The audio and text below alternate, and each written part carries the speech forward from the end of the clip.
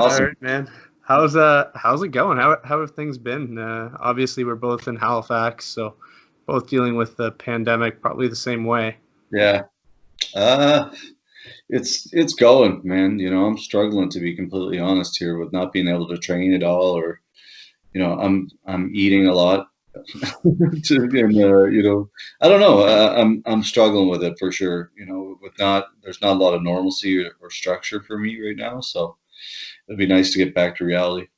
Yeah, I'm in the same sort of boat here. I mean, I haven't trained for a little while. I got into a car accident right before the pandemic, Oh so no. wasn't able to do jiu-jitsu, and then the pandemic came. So obviously, I'm a white belt, just started. Where did But you at?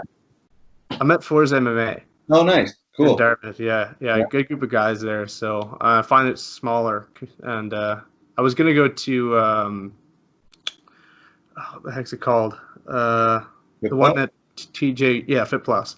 But I just felt like it was going to be too big of a group, and I'd rather just dip my feet in, train Yeah. with a few guys, and go from there. And I knew a few of the guys that went there, so that's They're kind a of how good I got group. involved in it. They're a good group of people there. Peter and Graham that run it and stuff. They're good. I Yeah, actually so put them on last night. The Boulier brothers. yeah, I saw that. Yeah. Yeah, Yeah. yeah, I'm excited for the one tonight. I mean, you have Juan Adams coming on. I had him on as well, Oh, and nice. Cool. yeah, he's awesome. I liked hearing him talk, and it was funny when I was talking to him. Greg Jackson was in the background, and I'm Oh, like, cool. oh my god, like things I would do to just talk to him for 2 seconds. Yeah, lots of information. It's crazy how smart some of these people are, man. It's mind blowing, really. We have a lot of local people that are super smart too. Really, it's interesting in the martial arts world how small it really is. And I think it's because of people are interested, and a lot of fighters are willing to put in the time because they also realize how small, like the threshold of going from a regional show like ours to the UFC is so small. It's not like a hockey thing where you can't even get access to a guy in the fucking Mooseheads. Yeah, yeah, It's a different thing altogether. It's weird. yeah. It's funny because I mean, I was the only reason I really started it was I mean, I've been a fan for years of MMA and UFC in Yeah. general, but I was like, there's no fights on TV. I had a Twitter page for a few years where I'd just match make. I was just bored, Yeah. and I got like a little bit of a following from that. So I figured, you No. know what, I'm just gonna post like if I have a podcast, who will come on? And my third podcast was with a UFC fighter. Like it Yeah. was just like that would never happen in NHL or NFL. Like No, no, it really wouldn't, man. And kudos for you for doing it.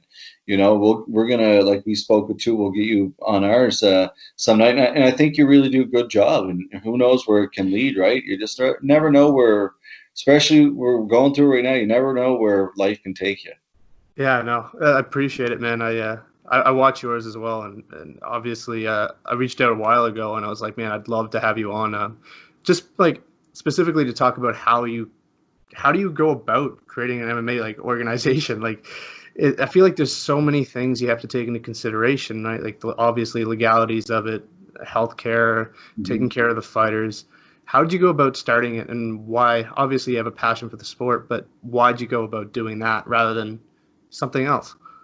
You got to be completely fucking insane to be completely honest. Sorry about my f bombs. I got to watch that.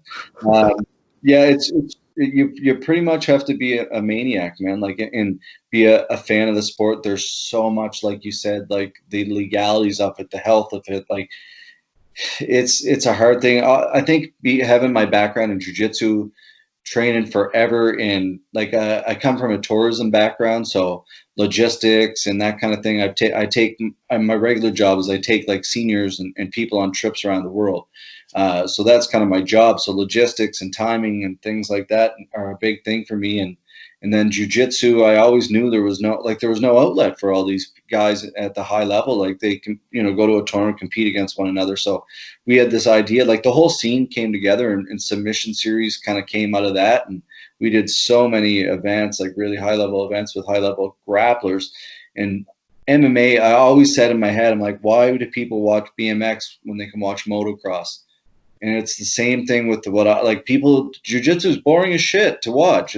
Yeah, it really for a for us, yeah, it's great. But for a regular person, they're like, this is ridiculous. You actually want me to come watch this? Like, no, it's just not, right? It's like I did 19 events. I know all about how exciting it is, but then you go to the MMA side of it, and it's a challenge again, right? Like, not saying jiu-jitsu wasn't, but it just became to a point where it was like, where do you go from here, right? Like we were doing tag team events and all this crazy foolishness, like just to be exciting and challenge yourselves, right? Yeah, I mean, obviously, like as an MMA fan, I love watching jiu-jitsu just because of the Yeah, technical side of things, but it's very niche. Like if you don't do jiu-jitsu and you don't understand jiu-jitsu, you don't want to watch two guys roll around. Like it's so I understand where you're coming from there. Like from even Muay Thai is more exciting in my opinion to watch. Everyone wants to watch a slugfest. Like a the, yeah, 100%. That's what we were all raised on, like that old. It's like Dark Side of the Ring that's on right now. Like we were all. I don't know how old you are, but I'm 39. So like you're raised on that entertainment, like that Tyson, like that entertainment kind of era, and yeah, it's I don't know. It's yeah. interesting. I'm only 24, so I watched. I mean, the guy that made me watch MMA was Rampage. When Rampage tore that door apart, I was like, okay, I feel that pain. Like I want to do that same thing. Yeah. So that's the guy that got me into it personally. Hopefully, you can get him on sometime. It's a bit far fetched, but You that'd be never know. crazy.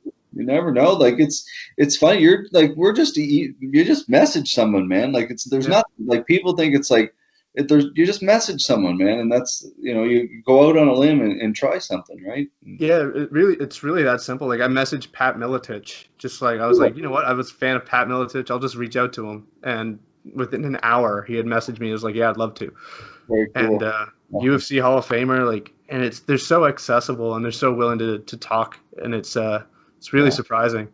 Yeah, it's good. It's important, right, for the sport to move forward. It's like it's again like you look at regular fighters, man. Like for people that are like in the UFC for one fight, two fights, like some of these guys, girls making 10,000 to fight, 10,000 to win, 12,000 to fight. Like it's not a lot of money, dude. Yeah, After you pay your taxes and your managers and your training, like it's still got a long ways to go for sure.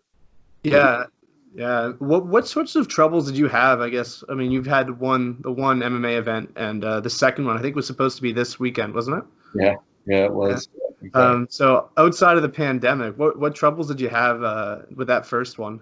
And what sorts of things can you do to prep for the second one so you don't make similar mistakes to the first?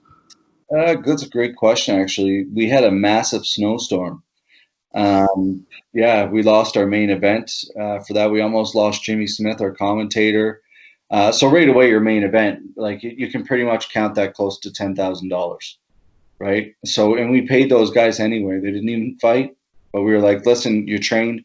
We paid them anyway, and so that was a big thing for us because as a new promotion, that $10,000 or whatever it is a big swing. But by the time you're looking at flights and promotion and marketing and all that kind of stuff. But so that snowstorm definitely put a huge a hamper on things for sure. That was a lot of stress. Other than that, man, like I think it went pretty smooth. Like there were some overall random things that we made the mistakes on, like our own things. Apparel was a hard thing. So what we did for this event, we in our past jiu-jitsu events, we always like had custom apparel made for the fighters through a company, and this company did it again this particular event, and yeah, it didn't go so well because they were making the shorts and the t-shirts and everything for everybody, and it just didn't go like it ended up working out, but it was a lot of stress that was unneeded, and so yeah, that was a big thing. But overall, man, I think it was a really cool experience, and we learned a lot. That's for sure. Like, Uh, How obviously with the second one being this weekend and things the pandemic causing everything to be delayed.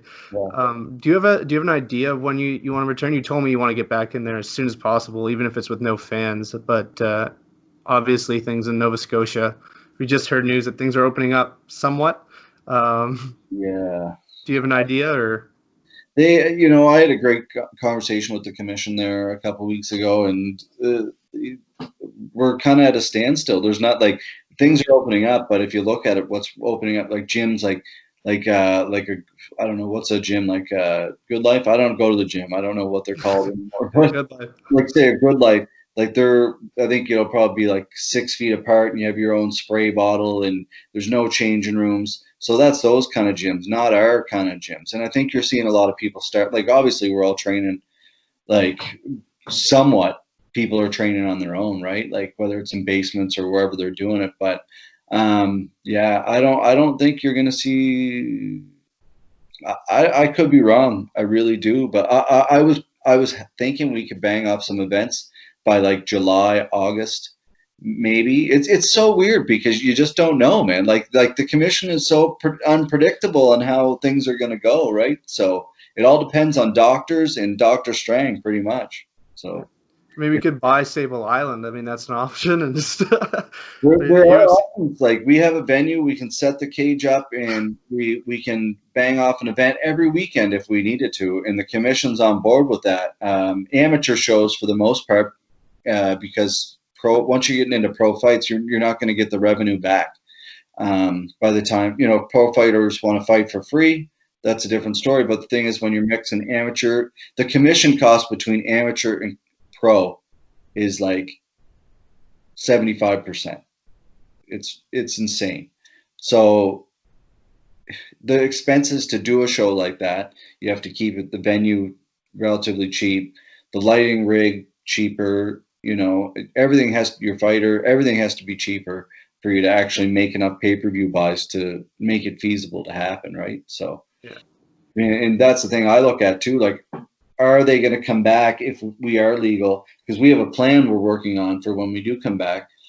But are we going to be able, like, do we have to get cotton swab kind of tips? Like, where are we going to get this shit? Like, we're not Dana White, right? So it's Yeah. like some of it, you kind of like, are you false hope? I don't know. Yeah, and I feel like the gate too. I mean, for the UFC, the UFC doesn't really require a gate, but for a smaller organization, the gate does go a long way. Yeah, no question, man. Because that's people say they support things, and 90% of people do. But like, say you did a pay-per-view and you offered it, chances are 4 people are going to get together and watch it and split $20 or whatever, right? So it's not their fault that they're doing it. I do the same thing. It's just that's the option compared to them buying 4 tickets. That's what you're saying, right? Like that gate is very important. Yeah, absolutely. So what are your thoughts, I guess, on Dana White doing what he did? I mean, as a fan, I'm like all for it. I'm like, I need something on TV, so I'm glad he did it. Yeah. But as someone who has an organization, do you approve of it, or are you just like, you know what, he probably should have been more considerate of the fighters or considerate of whoever? You know what? It's such a tough call. I was at the very beginning, I was super paranoid. I was really worried about this whole thing. And I am still worried about it. And by no means do I want anyone to get hurt or pass away or get sick or anything like that. But there's a, there is a very valid argument on how this has been done, and why it's been done. Like, why? Like, I get it. We don't want anybody to be sick, but like, it seems like I know we don't want to overload the hospitals, but it's a little bit of a drastic measure for me. I've been trained forever, legit had a lot of body fluids in weird places, like sweat and weird stuff, right? And that's the sport. And I've never can say that I've ever got sick from, not saying like that's an ignorant thing to say, but at the end of the day, like you have to somewhat let people live their lives and make choices. So I don't know. To me, Dana, like that, we're fighting sport, so we're not like the bakery down the street or the youth soccer team. Like these people are fighters, so that's what a lot of the public doesn't really understand too. Like they're people who are willing to get in a cage and fight. So no, like they're not super worried about the virus, right? Yeah, yeah, absolutely. They're healthier, right? Like a lot of the people who are dying from this are people with immune systems or compromised immune systems, or And you there's know, people that don't have that too. It's a terrible thing for sure. Regardless, I don't want anyone, but I also but it's crazy. Look at what's going on in the States right now, the riots and the looting that happened last night, and all, the shootings again, like with George Floyd. Like, yeah. it's weird. The world is I'm glad I'm in Canada and Nova Scotia for sure. Yeah, absolutely. Me too. I mean, seeing all the stuff down there, and the they weren't as cautious as No, Canada. They no. didn't close things off, so there's a lot more deaths in the United States than there is here. Like you Yeah, said, man, I'm glad I'm in Nova Scotia. There's no way I'd be down there. no. Uh, Manhattan in an apartment building. No thanks. yeah, that's that'd be terrifying. Yeah. I work with jails in the United States. I'm an accountant, so I work with a lot of jails in the U.S. Oh, And there's riots. There's uh, family members making deposits just so inmates can purchase things. It's terrifying. I know a lot of the jail staff that I talk to are nervous. They're scared that they're going to get it. If one inmate gets it, that's spreading like crazy. Like yeah. you can wipe out the entire population of a jail. Um, That's st- in the media is like so terrifying too. Like yeah, it's terrifying what they're saying, right? And that's you can see why people like like I don't know if you see all these people cruising around with masks and gloves on in their car, like holy shit, and like and I'm like, what is going on? Like it's really scary. yeah. I mean, I don't wear masks. I find it makes me gag, but Yeah. I yeah, I'm cautious as well, just because of the people around me. I'm not necessarily worried about it, but like I have a grandmother that I visit frequently, so No. more cautious for them. But I don't. I try to ignore the TV because if not, I'd be freaking out too. I wouldn't leave the house. Yeah, exactly, man. You're so true. It's Yeah, scary. yeah. My mental health would go would go down the drain if I didn't get out. So you have to balance what is it, and for these fighters, this is how they make a living too, right? Yeah. Totally. So um, Yeah, it is. It's very true, man. Like they're like a lot of these fighters depend 100% on this. You yeah. know, like whether it's like, and I'm sure some of them are keeping going through sponsors and other things too. But it must met. It's like that's the thing about fighting, man. Compared to any other sport, there's no schedule, Yeah. like which I don't get. Like I really like the PFL for that reason. Like where there's a set schedule, like you can kind of know when you're fighting. Yeah, yeah. I mean, the only issue I guess like I'd kind of have with that is the injuries, right? But I guess Yeah, you true. kind of have to work around injuries and stuff like that and whatnot. But I find a lot of guys are laid off for a year and they're like pleading for fights and they Yeah, can't get them. So it's definitely a lot different than an NFL where you get paid salary too. I think salary would be a good thing for fighters to have um, and yeah, go from there. exactly. You have like under like I kind of always said that too. If you have like say you're in an entry level contract like under 4 fights or whatever, like okay, say that's $100,000 a year. You're gonna fight 4 times, kind of thing. I know the PFL like guys who are on their higher like level of their roster, they get 25 to show, regardless if they win. Did you know they were actually going to come to Halifax in June? The PFL. I did not know that. Yeah, yeah, they were going to come. So we were actually going to work with them, and they're coming to the Scotiabank Center with Rory McDonald as the main event. Oh, that would have been unreal. Yeah, it would have been, but now everything. Yeah, no, man. Yeah, I was at the one here where Derek Lewis fought Travis Brown. I've only ever been to two UFC events, and crazy, crazy. It sucks that they don't come here enough. My balls are hot. My balls. Yeah, I Yeah, thought. I couldn't hear it with all the crowd, but I watched it afterwards. I wish I heard it live, but Yeah, yeah. I don't know why anyone. And that's another thing. I don't know why anyone hasn't come up with an app.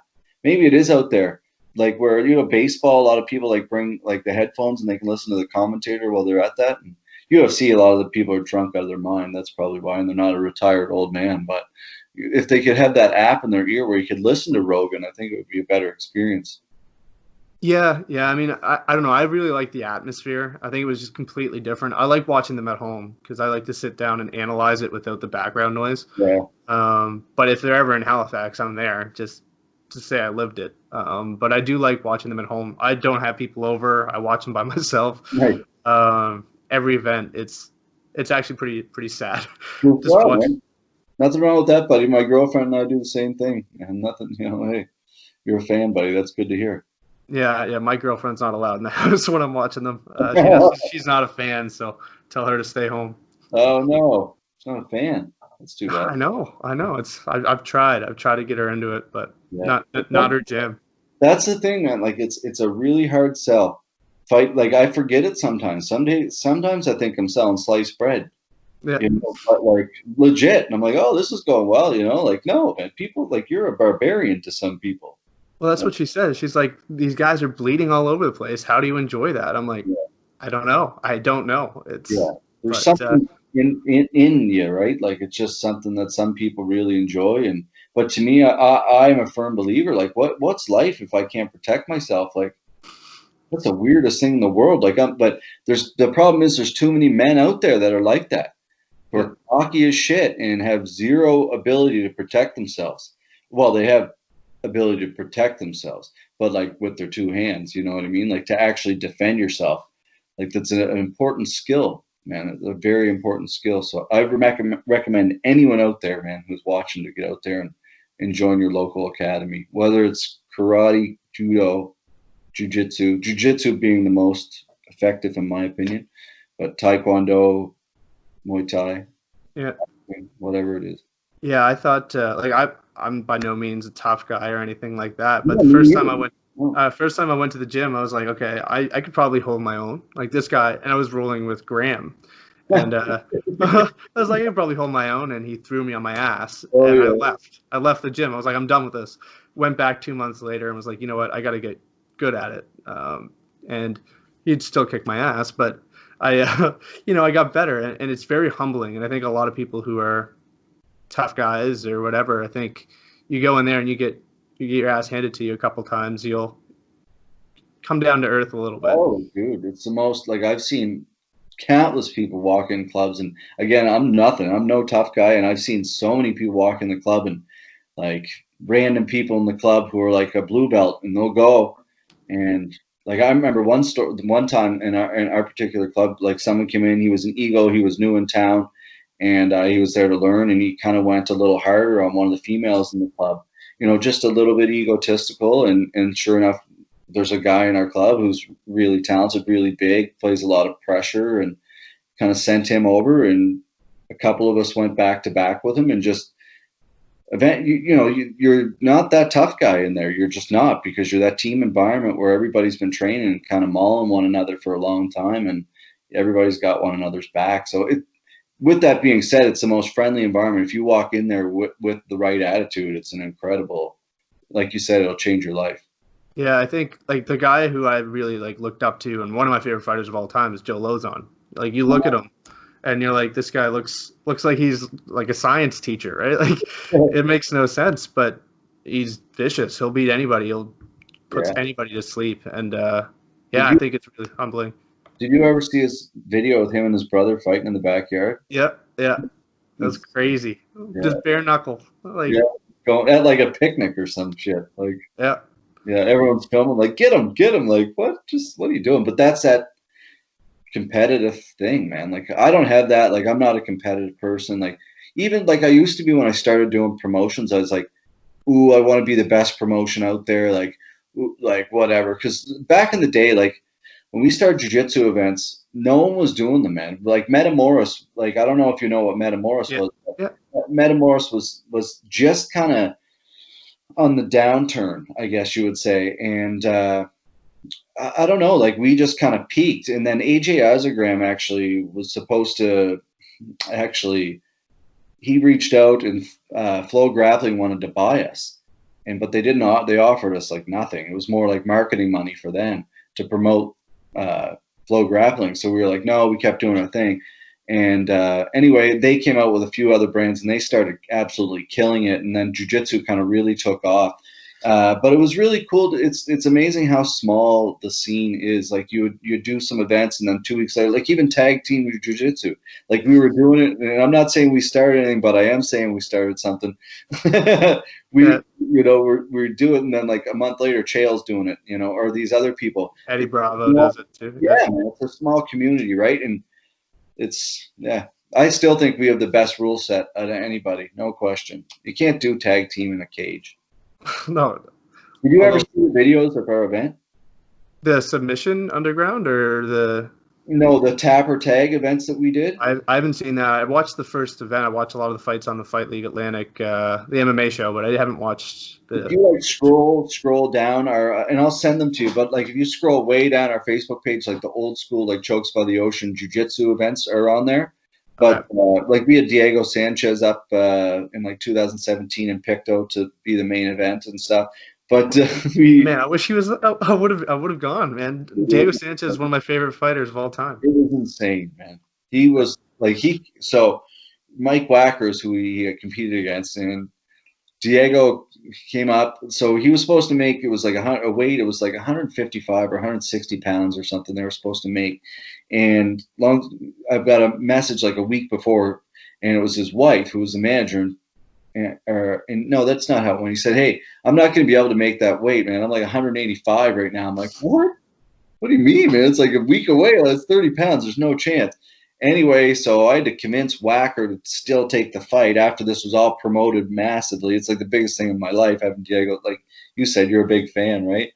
So anyway, about 2 or 3 days later, his wife texts and she's like, "Listen, like, who are you?" And I'm like, "What do you mean?" I'm like, "He's supposed to come up here for this." She's like, "He never said a word about this. Like, I had no idea." Like, so like 3 days later, he's flying up to Canada for this jujitsu, man. Like, not like the weight, he was like way off, man. But Wacker didn't care. They went and they grappled anyway, but he lost, and it was a big controversy.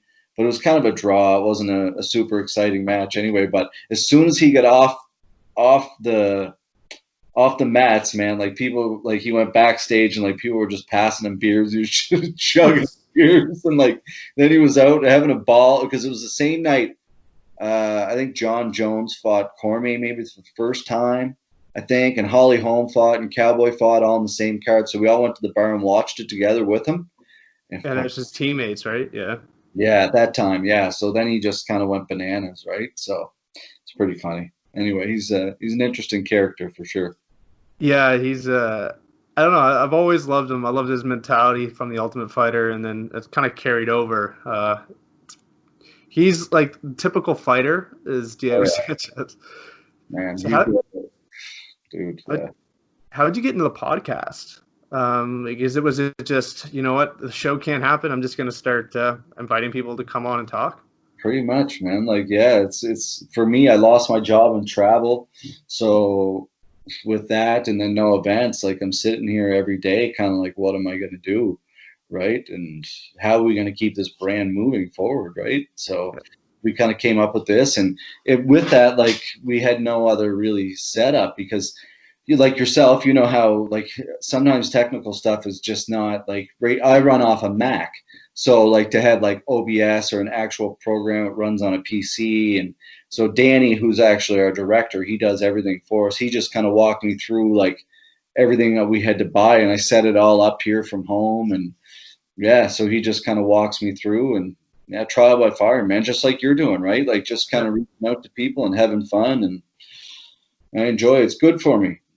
Yeah, I'm super introverted, so I really put myself out there. I was like, you know what, I'm just gonna try to meet someone. And the first three or four were absolute shit. I was nervous. I had questions written out, and I keep looking over at the sheet. Now I just wing it. It's just like I'm Yeah. trying to have a conversation, and if it doesn't go well, it doesn't go well. It doesn't really matter. But I don't know. Yeah. It's fun to meet new people. It's fun to talk to people, especially fighters I've looked up to for so long.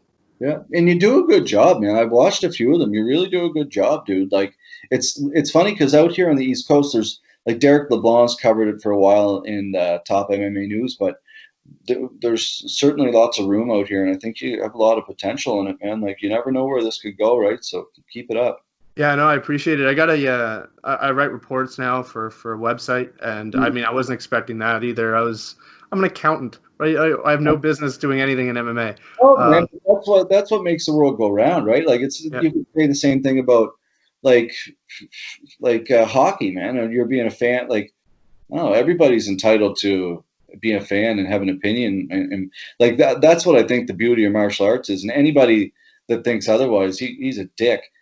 You know what I mean? Like yeah, that's the beauty of martial art. That's one big thing it taught me is like just be nice to everybody. Like who am I to think I'm better than you or anything. Like just because like we have an MMA promotion, you're an accountant. Guess what? An accountant's way more important than an MMA promotion, man. And an accountant can make or break your MMA promotion.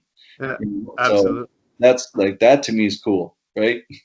Yeah, it's funny because like I was always trying to find a way to get involved in the MMA community, but I was kind of bored, and boredom is what kind of sparked it. And now I write reports for Bloody Canvas. I have a podcast where I meet UFC fighters. Yeah. Houston Alexander and I call almost every couple of days. Like Houston Alexander, like what? Like, The assassin, was that right? The yeah, assassin. assassin. Yeah. He beat Keith Jardine. Like he was slamming people through cages. Yeah. One of the OGs. Yeah, and I've got his phone number. We talk every couple of days. It's crazy how easy it really is. Yeah. I have connections at Lozon MMA, Rofu Sport. I've talked to like half their. Oh, am I losing you? Oh.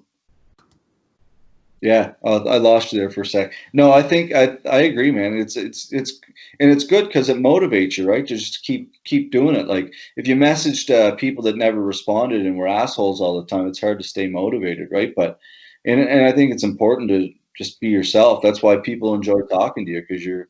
I think there's a lot of people in media too. They're geeks. Like to be plain and simple, they're geeks, man. Like they're not. They ask, like you said, like they're not. They're just there to kind of get the dirt and ask questions and then put it out there to get clicks. Like just talk to somebody like a human being. Yeah, well, that was one of the things I wanted to do. Like I know, like MMA Junkie and TMZ and like all those websites, they're looking for clickbait, right? Like Conor McGregor calls out so and so.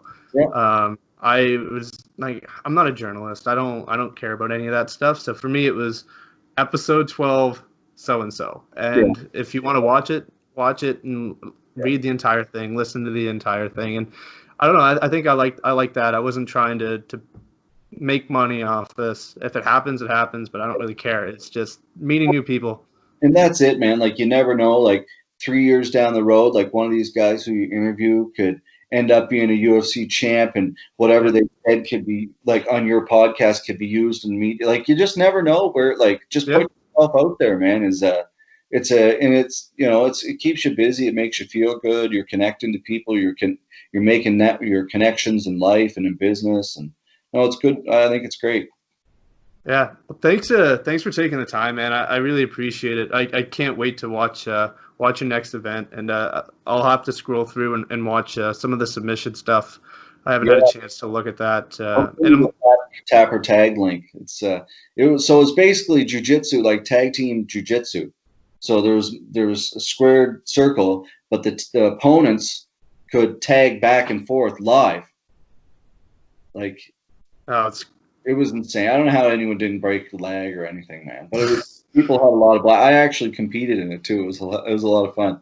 It does sound like fun. It's on YouTube too as well. It's under Clarke though, or something like that. I'll have to check it out. I mean, it sounds a lot like some of the stuff that Eddie Bravo does, but they don't do tag. They just have like different weight classes where. But I really like those. Like when Sean O'Malley was rolling with I think it was like some huge guy. I don't know if it was like Gonzaga or something like that. That stuff's exciting. Yeah, that's what moves the sport, man. Exciting shit like that. Agree. Well, anytime, dude, and we'll work something out to get you on our in the next week or so, and anything we can do to help you. All right, man. All the best. I appreciate it. Can't wait to watch your one in like half an hour, I think. Yeah. We got to get you some swag for your podcast. Oh man, I'd appreciate it. More than happy to rep Fight League Atlantic. We'll have to get you some here in the next little bit. All right. As soon as shipping and all that stuff opens up, I don't even know if we can do that yet. You're in the city, right? Yeah, I'm in Dartmouth, so. I'm in Dartmouth too. I'm out. I don't know. I'm not giving that away. I'll probably get agged. My window's broken. We'll talk about all that stuff after. But yeah, no, I'm more than happy to wear it, and I appreciate you sending anything. I really appreciate you coming on. Yeah, man. Of course, appreciate it. Thanks for having me. All right, all the best. Hey, man. Talk soon.